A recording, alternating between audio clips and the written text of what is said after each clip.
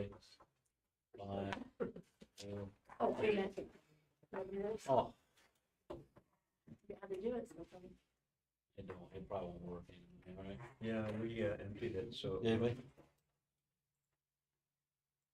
No, you know how this works? It's on. Better check. Recording. Said the light's on then.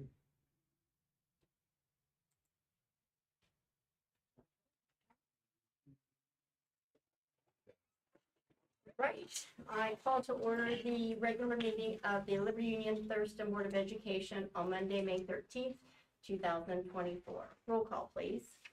Ms. Cato, Here. Mr. Hookrattle, Mr. Moore, Mr. Shook, Here. Dr. Ward. Here. Can you please rise and join me in the pledge of allegiance? I pledge allegiance to the flag of the United States of America and to the republic for which it stands, one nation, under God, indivisible, with liberty and justice for all. No recognition tonight. And moving to public participation. Seeing none, we'll move to refreshments. And we'll do a working refreshments if that's okay with everybody? Yep. Okay.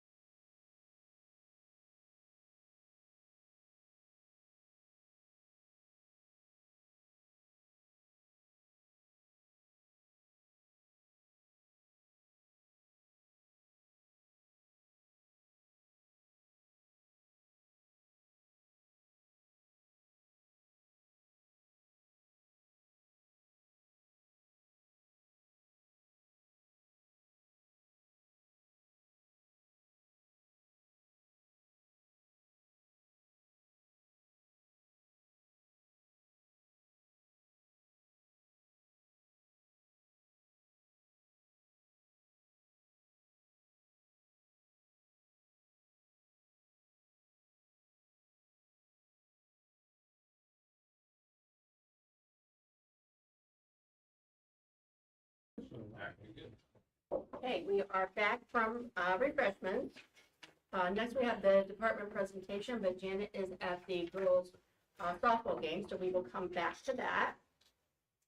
I have 3 discussion and approval of the minutes of the regular Board of Education meeting on April 8th, 2024. Motion. So moved. Second. I have a motion by Mr. Shook, second by Dr. Walter, to approve the minutes of the regular meeting of the Liberty Union-Thurston Board of Education held on April 8th, 2024, as printed. Ms. Warrior? Ms. Cato, Yes. Mr. Shook, Yes. and Dr. Walter. Yes. Motion carried. I have number 4, monthly financial statements. Ms. Warrior? All right, you have our monthly report. On page 4, our revenue is up compared to last year, which is good. In page 5, compared to what we forecasted in November, our revenue is up by almost $231,000. So it's not significantly more like it looks like on the first page, but over last year it is. Compared to last year, expenses are up on page 6, like we would expect. And then page 7, our expenditures are lower than the November forecast for a few reasons. The barn was figured into the forecast. We also are in our 3-pay month. And finally, we had some different positions that we had shown possibly coming back to the general fund. So they were showing in the forecast, and they're going to stay on the ESSER grant for the rest of the year. So that's the reason for the difference. Page 8 is our interest, which is still up. And then page 9 is our percentage of the year that we're through, which is 83%. Our revenue in total is 95%, and our expenditures are at 77%. And then page 10 is our income tax. So over last year, our income tax collection was up $316,939.51.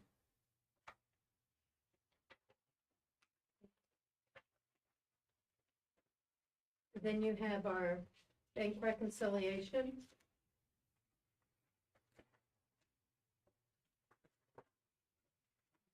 And then you have our bills that we paid.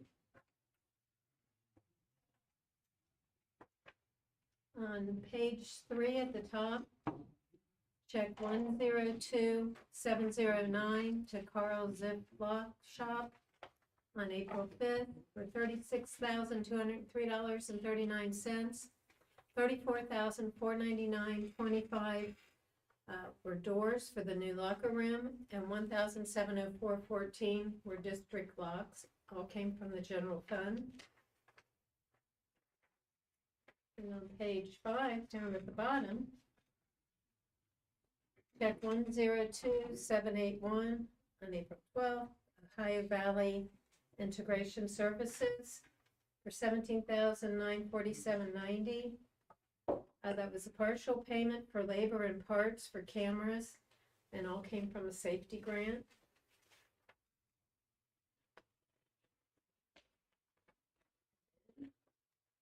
On page 9, towards the bottom, check 102877 on April 26th to Chi International Court for $16,102. That's the balance for the labor and parts for the cameras from the safety grant. That's all I have for the bills. Then you have the appropriations for the 018s, 200s, and 300s. And you have our regular donations, $3,130 from Liberty Union Elementary School PTO to the Elementary School Principals Fund, $100 from Progressive Edge Egg Services to FFA, $313 in miscellaneous donations to FFA, $100 from Buckeye Automotive Family to FFA, and $34.10 from Box Tops for Education to the Middle School Library. And that's what I have. Do I have a motion to approve? So moved. Second. A motion by Dr. Walter, second by Mr. Schutz, to approve the monthly financial statements as printed above. Ms. Boyer? Mr. Shook, Yes. Dr. Walter, Yes. Ms. Cato. Yes. Motion carries. We have 5 new business financial. We have the 5-year forecast and notes. School districts in Ohio are required to prepare and maintain up-to-date financial forecasts. Approval for the 5-year forecast as presented to the Board of Education is requested. The complete financial forecast is available in the office of the district treasurer, April Boyer. Do you have anything to add to that? We're bringing several positions, like I was talking about before, and the other forecast, our forecast in November. They will be coming back in 2025 from the ESSER grant. 2 assistant principals, 2 resource officers, half of a reading position, and then our permanent subs. Those all were ESSER grant. Now going to be on our general fund. That's about all. We have B, service providers. We have Denise Barte, contract period August 1st, 2024 through June 12th, 2025, occupational therapy for LU students, fee of $69.75 per hour as a therapist, and $61 per hour occupational assistant. We have Com Resources Inc., July 1, 2024 through June 30, 2025, annual phone license of $1,350. We have Amos Link of July 1st, 2024 through June 30th, 2025. CMS hosting, the ESV2 Go application license, and that's $6,211.06. We have Go Guardian, contract period of July 1, 2024 through June 30th, 2027. Admin monthly, DNS, and Ad Deflect, and teacher with video conferencing. That is $56,940. We have Johnson's Controls, contract period July 1, 2024 through June 30th of 25. Alarm and detection, monitoring and fire alarm, and the sprinkler service of $14,395.75. We have Johnson Controls, contract period 24 through 25. Update fire alarm panels at the middle and high schools, $9,465.41 per school. I believe that's what that means. Yes. Meta Solutions Schedule 2, revision from the March 11th, 2024 agenda. So the contract period is 2024 through 2025, and that fee is for info library services, $2.90 per student. IEP Anywhere Plus of $2.03 per student. Progress Book Suite Data Map Services, $3.50 per student, and Symphony Web Services of $504. So the correction is now $10,409.25 and 25 cents for that. Onsolve LLC, July 1, 2024 through June 30th, 25. One Call Now student and parent communications, $3,436.97. And we have Tyler Technology software one-time fee of $8,312 and annual recruiting fee of $372 was board approved February 12th, 2024.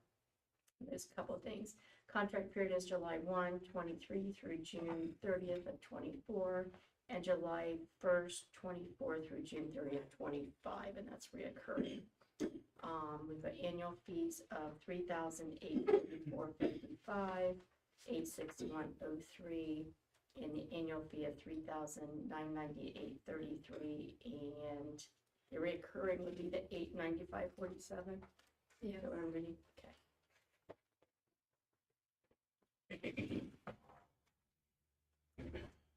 Do I have a motion? So moved. Second. So I have a motion by Mr. Shook, second by Dr. Walter, to approve the items in the new business financial section. Ms. Boyer? Mr. Shook, Yes. Dr. Walter, Yes. Ms. Cato. Yes. We have employment. We have Nicole Clark, RN student at Ohio State School for the Blind, RN salary scale, step 14, 1 year probation period per OPSI, article 6.01, effective May 1 of 2024. We have Craig Smith, custodian at the middle school, custodian salary scale, step 2, 1 year probationary period per OPSI, article 6.01, and that's also May 14th of 2024. We do have resignations. We have Brianne Gula, second grade at the elementary school, resignation effective July 31st of 24. We have Robert Jim Cook, engineering at the high school, resignation June 30th of 2024. And John Reagan's custodian at the middle school, resignation May 14th of 2024. We have the administrator contracts. And I'll read through those real quick. We have Marcus Alford, middle school assistant principal, step 4, contract first of his second year, 214 days. We have Caitlin Ashbrook, elementary school assistant principal, step 9, first of second year, 214 days. Lori Foltz-Ria, district curriculum director, step 11, second of second year, 255 days. Roger Cade, high school principal, step 12, first year of 2 years of 255 days. Tim Harris, elementary school principal, step 12, first of the second year, 214 days. Thomas Lish Brown, district student service director, step 11, second of second year, 220 days. Amanda Meacham, high school assistant principal, step 2, first of second year, 214 days, and Tim Turner, middle school principal, step 13, second of second year, 220 days. We have supervisor non-OPSI contracts, those as well. We've got Noah Barker, middle school technology systems administrator, step 3, first of second year. Tara Comer, district payroll, step 6, first of second year. Dirk Chris, district technology coordinator, step 6, second of second year of 255 days. Mary Davis, district administrative assistant to the superintendent, step 20, first of second year. Jan Frederick, district food service supervisor, step 27, second of second year of 200 days. Adam Lee, district transportation supervisor, step 7, second of second year of 203 days. Joe Pearden, district building and maintenance supervisor, step 13, first of second year, 255 days. Alexis Reeves, district assistant treasurer, step 7, first of second year. And Linda Young, district EMIS coordinator, step 14, second of second year. We have these certified contracts, continuing contract salaries. These will be of record in the district office. There are many to name, as well as the certified second year contracts. And then we have these certified 1-year contracts as well on those. Certified substitutes. It's got a couple. So we've got Marcellus Ardanolo, if I pronounce that right, Ardino, John Carley, Donna Rourke, and Christy Vogel. And I need a motion to approve new business personnel. So moved. I will second that motion. Cato, to approve, so I have a motion by Dr. Waters, second by Ms. Cato, to approve items in the new business personnel section. Ms. Boyer? Mr. Shook, Yes. Dr. Walter, Yes. Ms. Cato, Yes. Mr. Hookrattle. Abstain. I just walked in. Loved it. And then- Okay. We did. Yeah. Thank you. We are on page 10. Thank you. Starting at the number 7, new business personnel. This is requiring separate vote. We have Jamie Walter, VOAG teacher at the high school, summer camp advisor at 5 days per diem.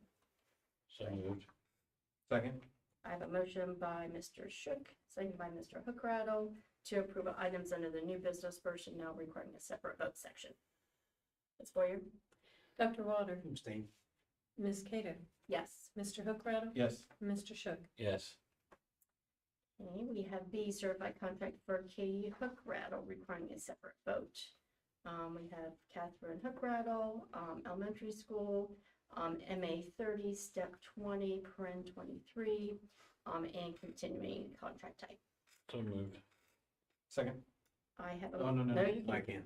can't. It's day on the Atkinson's day. I have a motion by Mr. Shook, second by Dr. Walter, to approve items in the new business personnel, items that need to be voted separately section. Ms. Boyer? Mr. Hookrattle, Abstain. Mr. Shook, Yes. Dr. Walter. Yes. Ms. Cato, Yes. I have unpaid leave of absence requiring a separate vote. We have Jill Shook, high school math teacher, effective April 8th through May 29th. I have a motion. So moved. Second. I have a motion by Dr. Walter, second by Mr. Hookrattle, to approve items in the new business personnel requiring a separate vote section. Ms. Boyer? Dr. Walter. Yes. Ms. Cato, Yes. Mr. Hookrattle. Yes. Mr. Shook. Abstain. I have certified contracts for Joe Shook and Madison Nugent, 2024 through 2025, requiring a separate vote. We have Joe Shook, high school, MA 30, step 25, paren 28, continuing, and Madison Nugent, elementary school, MA 30, step 6, first of second year. I have a motion. So moved. Second. A motion by Mr. Hookrattle, second by Dr. Walter, to approve items in the new business personnel requiring a separate vote. Ms. Boyer? Ms. Cato, Yes. Mr. Hookrattle, Yes. Mr. Shook, Abstain. Dr. Walter. Yes. Certified contract for Alyssa Compton, 2024 through 2025, requiring a separate vote. We have Alyssa Compton, elementary school, MA step 5, second of 2-year contract. So moved. Second. I have motion by Mr. Shook, second by Mr. Hookrattle, to approve new business personnel requiring a separate vote section. Ms. Boyer? Mr. Shook, Yes. Dr. Walter. Yes. Ms. Cato, Yes. Mr. Hookrattle. Yes. We have new business athletics. We have athletic director, 2024 through 2025. Janet McCloskey, high school and middle school athletic director, step 7, second of a second year, 214 days. We have athletic summer camps. There are quite a few there. So I'll let you guys read through those. We have basketball, we have volleyball, football team camps, cheer youth camps, cross country, softball, baseball, if I hit all of those.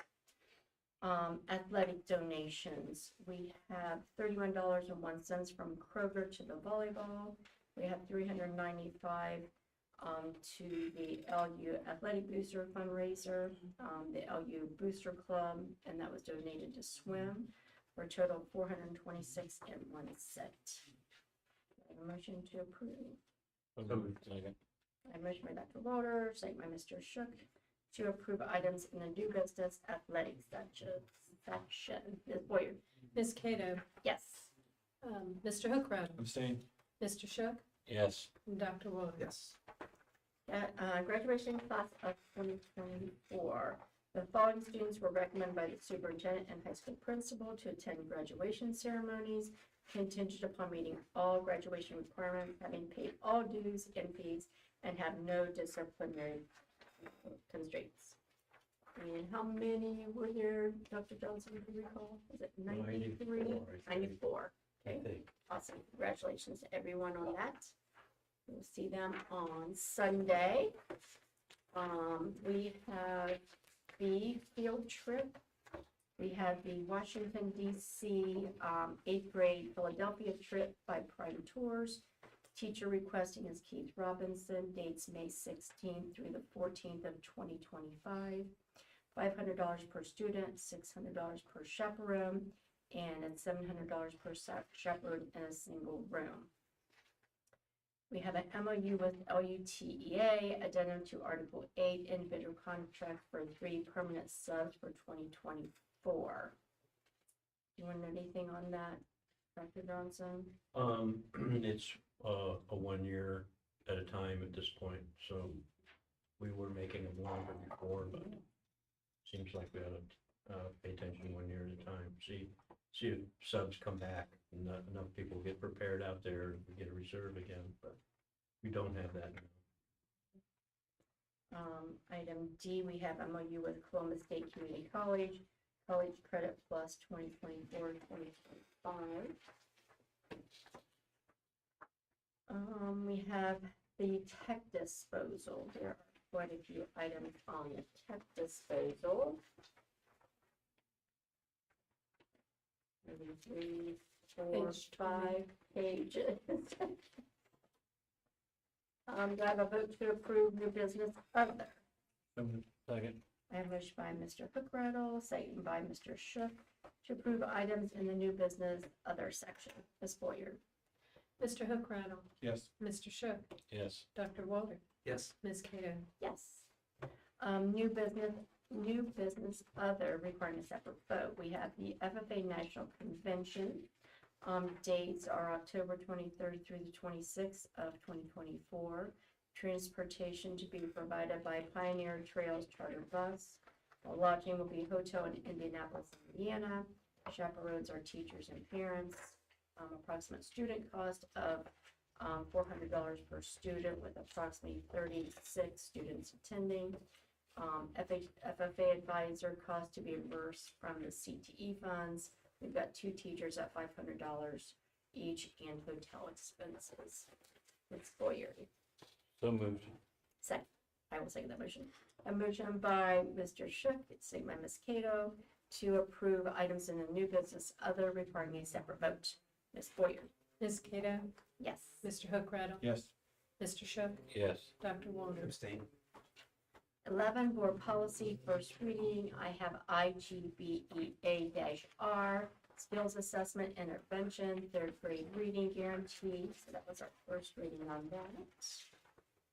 We have item B as a boy, GCN-2-R, evaluation of professional staff, administrators and supervisors. That is our first reading. And those are other readings. Just one question on the so they're replacing ODE with Department of Education and Workforce, DEW. Is that a subset of ODE, or is that like a overarching thing with ODE? There's and 2 different entities now. Okay. They have 2 different superintendents under the law. The old still continues to address licensing, and I don't know beyond that. Okay. The other entities pretty much take care of everything else. Okay. We'll see how that all works out. Yeah, Yeah. you can only imagine. Yeah. How that'll work. Okay. Thank you.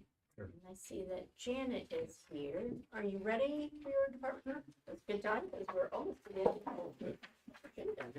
So we have Janet McCloskey, Athletic Director update. So if it's okay, go ahead. If it's okay, I'd like to kind of introduce this one. Okay. Because it has some other elements. Yeah, I just got the clicker for Janet. Oh, okay, got it.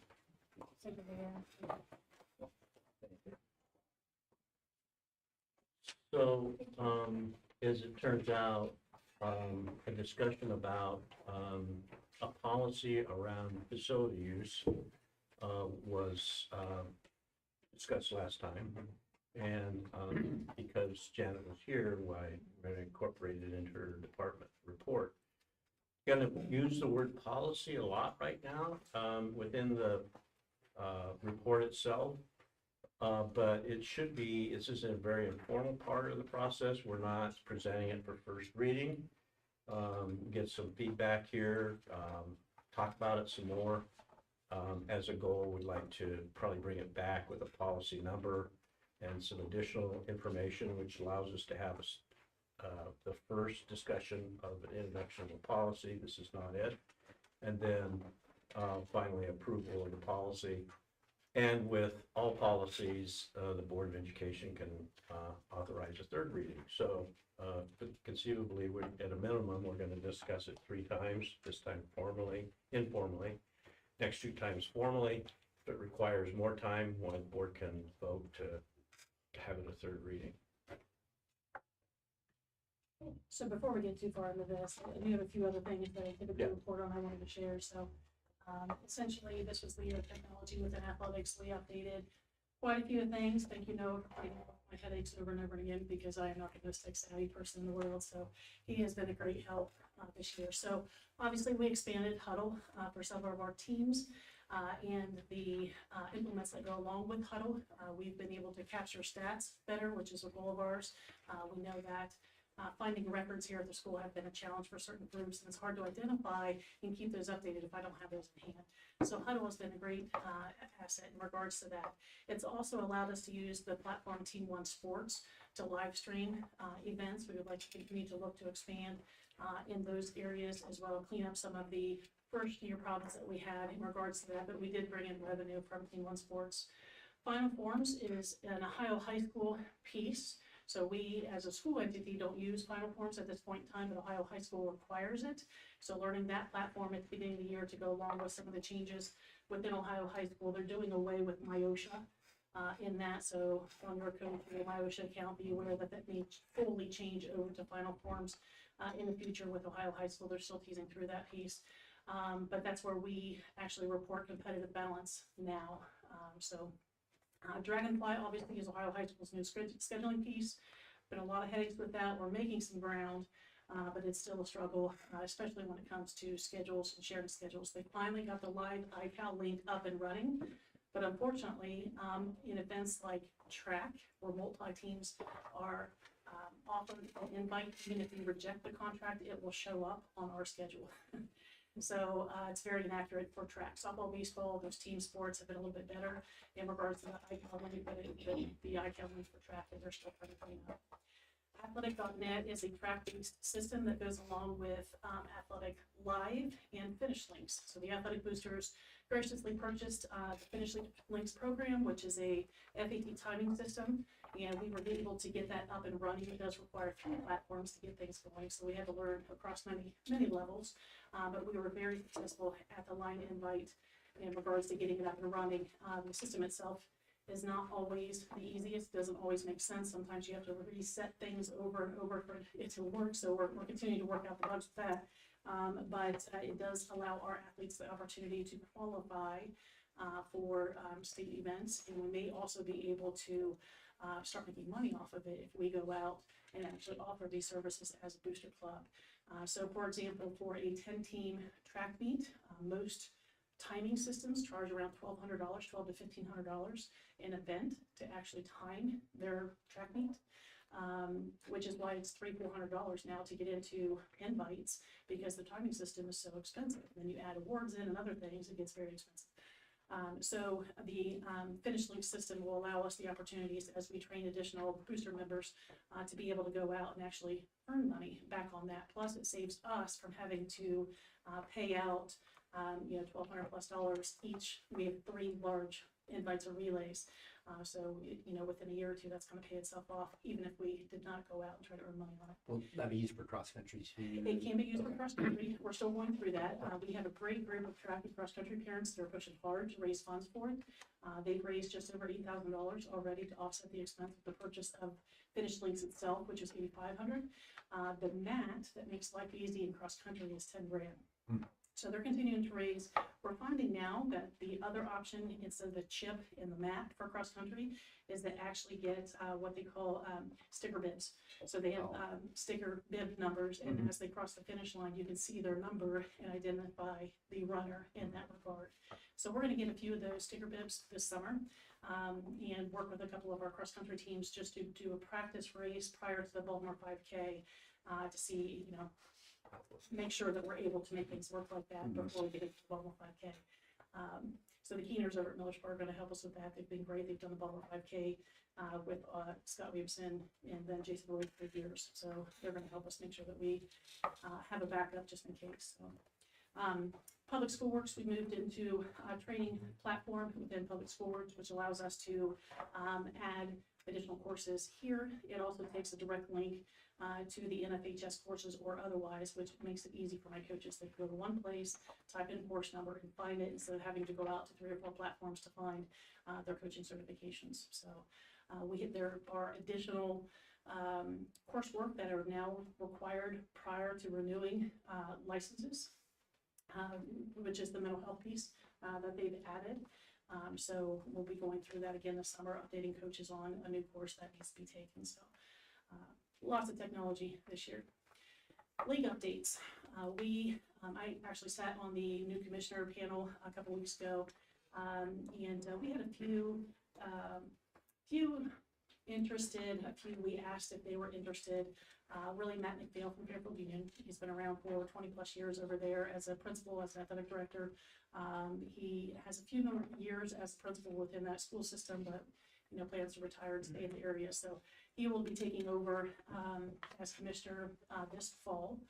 A lot of experience within the league, knows the history. A lot of the school member population saw Matt in a very positive light. So it was unanimous across the board for him to be voted in as commissioner. So looking forward to working with him this coming year. And then after a brief period of thinking there was no movement, but then word got out that there was potential movement, we're back to absolutely no movement in regards to moving for that 8th team to come into the Buckeye division. Now, I won't say that will last long. I think that there are schools in the area, you guys know who they are, that will try to continue to look at coming back into the Mid-State League. We continue to look for schools that are within our parameters. We did discuss parameters about mostly size, and what would be allowed to be looked at coming in. So we're looking for schools that are no larger than Bloom, Carroll, Circleville. They're about the same size right now, coming into the league. Fortunately, there are not many in the area. However, there are several leagues that are taking schools on, and the leagues are becoming very large. And when that happens, schools tend to leave said leagues. So it's a seasonal thing. Matt McPhail, we kind of picked his brain about it because he has watched this happen in the MSL for the past 20 years. And, I'm myself and Eric Karchner at Logan Allen are the most tenured ADs. So there's been a lot of turnover within the Mid-State League. And, even with 7 years experience, we've got to look further back as to see what the ebbs and flows looked like. So Matt was able to provide a lot of that information and why teams kind of came and went during that time. So it was very interesting to hear the recollection of, the last 20, 30 years in the MSL. By the numbers. So this is a slide I show you every year, and we just look at percentages of student athletes within grades. So our goal pre-COVID was around 70%, and it took us a couple years to kind of get back to those numbers.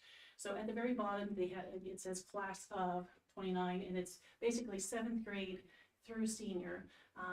The slide on the left is 22, 23. Slide on the right is 23, 24. So this past year, our 7th grade crew, if you can see it back in the back of the room, 75%. It's a fantastic student population in that class. Even though they're small, a lot of the kids are very active. 8th grade, 70%, freshmen, 72%, sophomores, 64%, juniors, 51%, seniors, 41%. And if you compare that to the slide on the left, you can see that the same classes, the class of 25 and 24, have historically just been low in percentages. So we are recovering some athletes, which is fantastic. We hope to retain those in the next couple of years. Continuing by the numbers, we have some picture slides here. The first grouping at the top is my revenue. So I have 2 primary sources of revenue. I have gate fees and I have pay to plays. Both are locked in. We're not upping gate fees as a league. That was voted down this past year, although I will say there was a survey that went out this week. So people are starting to talk again that it wouldn't go into effect until the 25-26 school year, because we are past the point of voting at this point in time, and they will not discuss gate after this simply because school boards have already passed or will pass handbooks in the summertime. So if there is an increase in gate, it would not be for a while. Pay to plays, right now we're at 100. We did increase that from 95. But when you look at this, from the 2018-19 and pre-COVID season to the current year, my increase in income is about 14% of an increase. When you look at my expenses, however, from that 2018-19 school year, my total expenses for officials and transportation, my 2 biggest costs, I went from $60,000 to an estimated $91,000 this year. That's a 51% increase, and without an increase in revenue, I'm tight on my budget, and it's getting worse each year, progressively as you look at it. So, again, looking for some options and see what we can do, but it's there's not a lot for extras at this point in time or expanding programs. Put it that way. When we look at the bottom, that's my overall expense versus revenue, and again, there's a definite increase in the in those areas. Okay, so this is gate admissions is another area that we like to look at. So we see that football is our number one by far, 29,000, and that excludes the yearly passes, which I list there at the bottom. It's hard to collect exactly what season we know, they're going towards, but they usually come in the fall, and the season passes did go up this year. But when we look at the other sports, boys basketball had a fantastic year. They increased their gate by 4,000. And then everybody else is relatively around the same, and we are up overall about 6,000 in gate revenue this past year. This is my overall by season, if you will, expense. 2023 is on the left, 22-23 is on the left, 23-24 is on the right, and you can see at the very bottom far right, I have ended or anticipate to end the year in the negative. So I've had a little nest egg I've been trying to hold on to, and that nest egg just continues to get smaller and smaller, again, because of that 51% expense increase, especially in the areas of transportation and particularly officials. My official expenses from 5 years ago, off the top of my head, I know I talked about it in the budget meeting, it's increased, I think it's almost doubled in that time. So, at this point in time, everything has stalled in the talk of the official world. Everybody wanted to increase at one time. It came over a 2.5, 3 year period. There's been no increases here recently.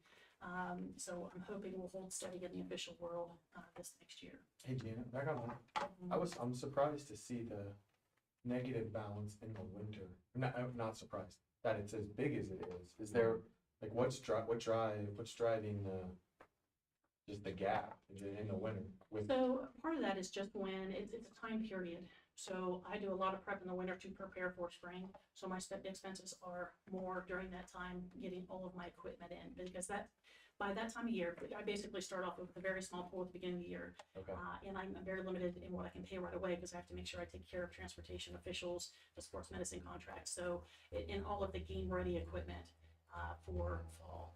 Once I get into winter, I have some slush fund, so I'm able to take care of some of the overall equipment expenses and whatnot for the spring.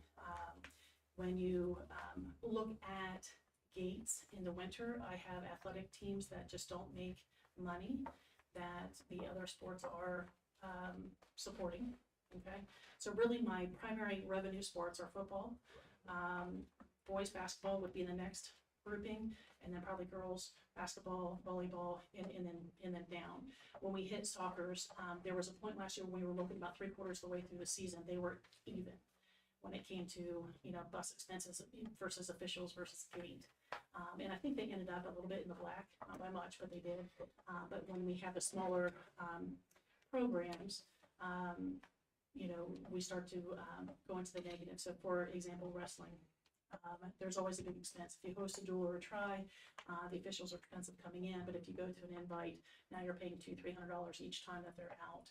And if you have a very small team and, you have to balance, how many invites they can go to versus how much income they have coming in and how much I could take from other programs to try to balance them. Swim is the same. Swim was fairly even. This year, we decided with them coming back, they actually paid a portion of their own Grove Park Rec Center. It was cheaper instead of buying lane time. Yeah. Through the fall, we did reserve some lane time. It was actually better for the student athletes to purchase a monthly pass to Grove Park Rec Center, even as a non-resident. So we kind of offset their pay to play, took a little bit off their pay to play to kind of balance that piece out for really that 2 month period. Swim is really only 2 months long. We did have a girl go to districts. We've got some strong swimmers coming up. I would like to kind of get that program going again. But that's another. Until we fully established back in the pool, we lost rights at Lancaster YMCA. So when we had COVID, they cut it down, cut the number of schools down. Then we didn't have a program that pretty much picked us out. at the Lancaster YMCA. They're very limited about who they let back in, even to the county meeting. We got cut out of the county meeting this past year just because they felt that they were full. They were limiting the total number of swimmers. And being our first year back, we were bottom of the totem pole. So I hope to work our way back into that. Prin Summers, our swim coach, does a fantastic job. Her parents are swim coaches at Canal Winchester, so she has a ton of contacts and did a lot just to build that base program up again this year. So it does accumulate there in the winter because I try to get all other things paid off. And then going into the spring, it's a balancing game. And at the end of the year is when I make the decision about all those wants and needs. I ask the coach at the end of the season if they need anything. So it's a balancing game, but I would say it's not necessarily that winter sports is in the negative themselves. And I can change this if it'd be better to look at by sport. This is just seasonal, when I spend my money, if you will. I don't know that I care which way I saw, but the way it looks, I thought by sport, right? Which I was like, there's no way that basketball is showing up $8 grand in the hole or basketball. The other thing you have to think about that is the officials for a basketball game, especially when I have 3 programs and a night, while their gate numbers are higher because I have 3 teams playing, my officials, where I'm paying 2 officials, 3 officials, adds up. It significantly adds up. Okay, so now we're down to the gritty. Yeah, there you go. So, Do you have a document you want to share? that's what I passed out. Okay, got it. Thank you. All right, so just to talk a little bit about the athletic facility usage and just kind of how we've organized it here in the past couple of since I've been here, essentially. Really, the objective is obviously to make sure that we have adequate number of athletic venues to support our teams. We want to look at minimizing our wear and tear, prevent overuse, and reduce maintenance costs overall. And then obviously provide guidelines for the usage that are fair and equal to each individual athletic program. So for an example, this calendar I have down here at the bottom, that's a weekly calendar in March. We have a lot of activities that go on here. That's not everything. Those are just my athletic venues. And when you add in the extracurriculars or whatnot, it does add up. And we're very, very busy. So when we look at this, we've broken it down into priority scheduling. And what we mean by this is basically we look at, who is in season. So I had this beforehand, but we kind of defined what in season is, preseason, and postseason. So in season is defined by the first day of the Ohio high school season, and the end of that would be the last day of the Ohio high school tournament. So whatever their loss or win date is, if they won the state, but whatever their end of the season is, that would end that term. So in season, first day to last day. Preseason is defined by the season immediately following the current season, so they're coming into their season. So if we're in winter, preseason would be the spring sports in regards to scheduling. And then postseason is defined by the season immediately prior.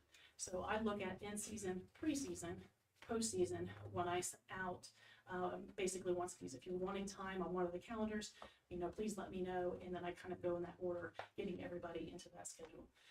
For example, in-season teams will retain the first priority to designated athletic venues until the day after a tournament loss. Or in the case of lower level teams, that would be just at the end of the season by a scheduled game. Or if they do have Ohio mid-state league tournaments, it would be the end of the mid-state league tournament run. And what I mean by that is in volleyball, I use them as an example. Girls basketball is coming in, seasons crossover, right? While they may share that space a little bit during that off-season time, the priority goes to volleyball because they're in season, they're in tournaments, they're going to keep that locker room as is, they're going to keep the coaches space there as is, they're going to have first dibs on that gym through that tournament time. Now, there's a lot of conversations between the coaches, and there's gentlemen's agreements, and everybody would kind of talk through it. We've never had an issue, finding time for everybody. But we do give those in-season teams. Now, if volleyball loses that tournament game, Jenny gets her stuff out pretty much the next day, and then Scott and Chad are able to move in, and we're able to roll with the basketball season. Same thing happened previously in the Patty George building with football in the fall. They would get out that, within a day or two, wrestling would move in, and then in the spring, wrestling would move out, so track would move in as soon as they were done with tournaments. So that's kind of the rotation that we've done in our venues. As all teams are active in June and July, the athletic director will coordinate schedules accordingly. So what I ask my coaches to do is I ask them to send me their calendars for the summer, and then I identify conflicts and go back and have conversations with them to say, hey, instead of hosting the scrimmage on this day, can you do it the next day, because we have a league game on Monday with volleyball, and we go back and forth, and again, we've not had any issues, but it is kind of the procedure that we follow in regards to scheduling. So to back this up to the priority scheduling piece, again, priority number one, in-season athletics, from varsity down to sub-varsity levels. Higher priority events may preempt lower priority reservations at the discretion of the athletic department. So if we have something pop up and I have an off-season team that is scheduled in that area, I can go to them and say, hey, listen, you know, our tournament run has changed a little bit. We need to get some additional time in the gym. And that's an example of where I would go to a coach in an off-season and say, I need to get my in-season team into the gym during this time. Priority two, of course, would be out of season. Again, preseason teams have priority over the postseason teams. Priority three would be all Liberty Union nonprofit youth rec teams, those identified that are providing opportunity to our kids K through 6. This excludes those individual travel teams that offer services because they fall into priority 4, which is everything else that's defined in the board policy KGE, the community use of school premises, aka the facility use agreement that we have. Any questions on that one? There's a lot going on there. All right. This is an example of a space. So we'll talk about the high school gym. In the fall season, volleyball has, priority. They schedule their practice times. I look at the calendar and say, hey, volleyball's away on Tuesday, Thursday this week. My girls and boys basketball teams may be able to get in and get open gyms during that time.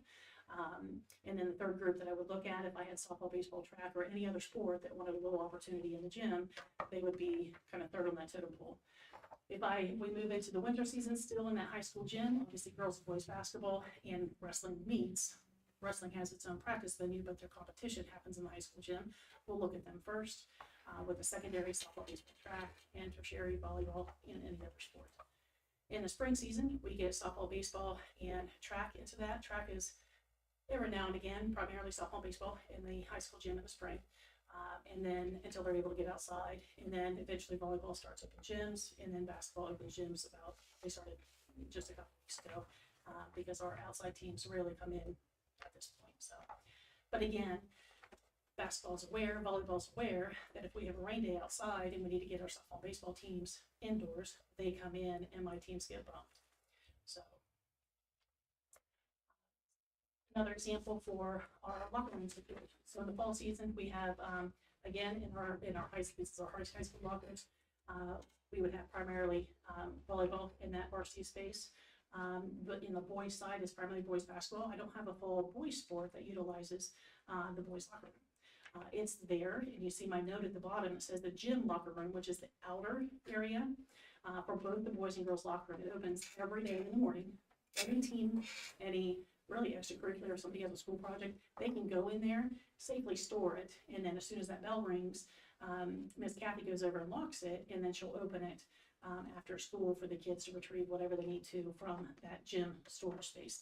But back in that varsity area, like the picture here, the primary sports in the winter season again would be girls basketball and boys basketball, and in the spring season, the girls basketball, volleyball tend to share. They leave their stuff in there, but there's no dedicated space in there. And then boys basketball retains it because again, I really don't have a fall sport that utilizes, or spring sport that utilizes the varsity boys locker room up there. When we look at the game and practice venues, you can see we have quite a few here, including off-site courses. So we want to make sure that we're representing Liberty Union well when we go to Pine Hill, even if it's my girls team going there and playing a match. We want to represent well because I don't want to lose opportunity for my boys program. All of our golf courses around here, they're getting fewer and fewer, unfortunately. We lost Pleasant Valley a few years ago, so the girls actually play out at Coyote Run Golf Course.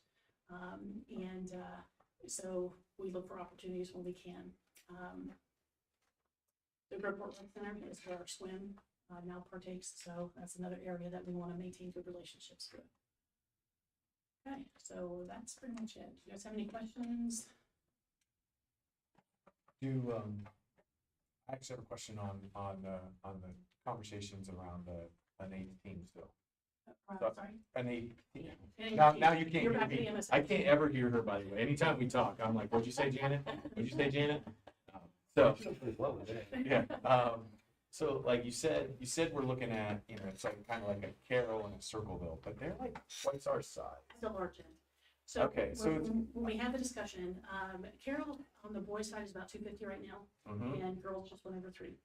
mm-hmm, Circleville is about 289 on both sides. The last I looked, it may have fluctuated a little bit with this last FEMA's run. But we were asked to kind of put parameters on either end. So another school that we looked at is Crooksville. They're almost identical to us. Crooksville ended up going to the East District instead of staying within Central District. So the chances of them coming back this way now are slim, although their AD is now willing to schedule more than he ever has been. So okay, that was an interesting piece in regards to Crooksville. So we kind of put parameters. You know, we want to look at schools that are around our size, with the max being okay. Carroll. Because I only say that because our graduating class is 94 kids. So we aren't getting bigger anytime soon. Yeah. And I'll be shocked if we get bigger. So to hear like that, I mean, it just, again, you throw out a Taze Valley, but you bring in anybody that's with I mean, like you just said, 300 kids, 300 girls versus 140 girls. That's not our English score. That's our score with open enrollment. So I think we're like 125 or something like that. Like that's a big difference. 300 versus 125. Our current EMA scores are 139. Our boys dropped 20 for whatever reason. Yeah, I know that was weird. 139 and our girls retained at 142. Something, yeah. So it's, you know, and I'll explain, I should probably explain a little bit about the change of divisions. I meant to add that in. Wait, before you go there, Mhm. there is a voting procedure that we need to keep in mind. Doesn't Mhm. it take a supermajority to make a change? 80%, yeah. It is, which It's is very why difficult. he's got a tough job because she has to keep the relationship piece of this up because we know where the pressure is going to come from. Right. The pressure is coming from the people to our south east or whatever. I don't know, southwest. We know where all the pressure is to get big and to go big. And and this is what I would say, like if they want to get big and go big, then they need to help us get somewhere else. Mhm. If they love us so much Yeah. and we are so important to them, then help us get somewhere else. Yeah. If we're going to be the smallest dog in the fight, We are. and we got fight, believe me, we got fight, but we are going with the smallest dog in the fight all the time. You know, I mean, listen, I hate to say this, but that's part of the reason people like to keep schools like us around because it's nice to look at that on the schedule. So here's the big thing to think about that. Don't think that other discussions haven't happened in regards to the Cardinal Division and what it looks like and how big it is and how unhappy that they are that big. And the other thing that helps us, Ohio High School went to 7 divisions this coming year for the majority of sports, with the exception of soccer ended up at 5. And then the running sports, track and cross country, right now are staying at 3. They're trying to push it to 4. So when we talk about basketballs, volleyball, football, maybe, depending on the sport, we're going to be Division 5 or 6. Football landed in Division 6, Division 6. Their competitive balance numbers were very low. And again, remember, competitive balance are your open enrollments, your foreign exchange students that add to that base number. So we play in our districts now with a region in football with Burn Union, Bishop Rosecrans, and Grove City Christian. Grove City Christian is actually pushing to be bigger than us at this point in time.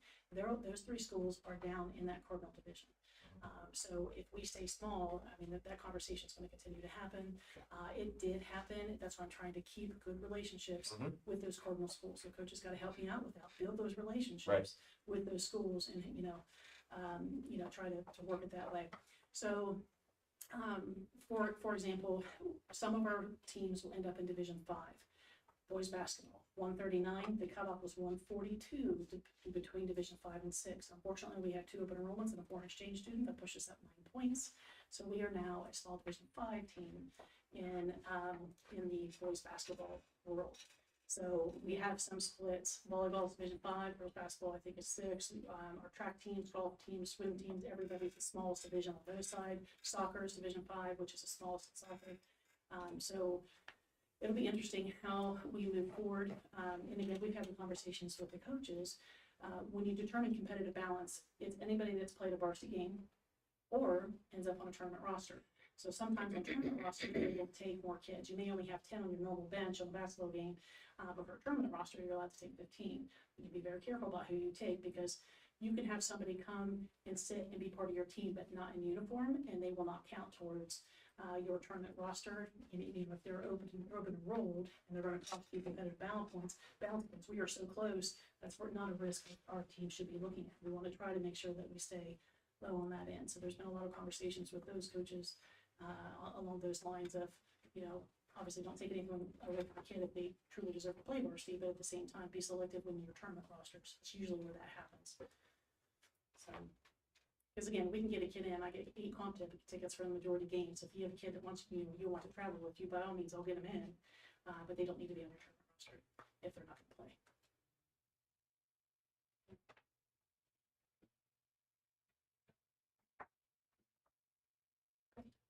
Very good. Thank you.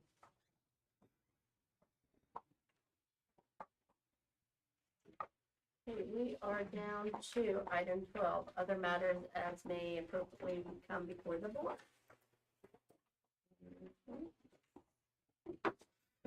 Seeing none, do we have a reason for executive session? Yes, I do. I'd like to discuss A3 and D and E.